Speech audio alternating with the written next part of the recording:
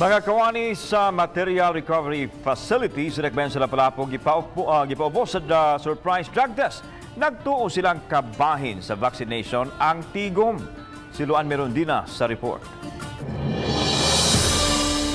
Sa 229 ka mga kawani sa MRF, 189 kanila ang nakapaubo sa surprise drug test ganihang buntag. May 40 pa kanila ang wa pa ma-drug test, kaya ang uban na assignment sa night shift. Setyembre 20, 2019, katapusang napaubos sa surprise drug test ang mga taga-MRF ug may upat kaniadto ang nagpositibo. Umani usas mga department good na dagko.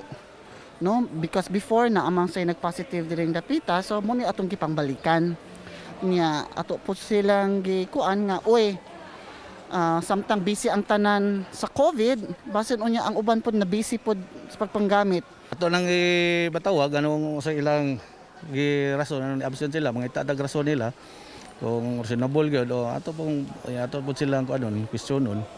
Kibawan naman tato sila daan nga kanang pitsa 11 sa karong buwan na nato ipahigayon nga meeting yang anong absent sila. So ato ibatawag sa opisina.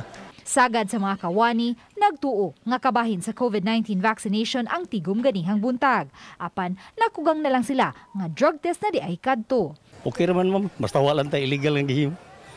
Para at least maklear po ang ato pong kuhan po, atong kagalingon. Karon lang yung hapon, nasayran nga may usa ka kawani sa MRF nga nagpositibo sa drug test.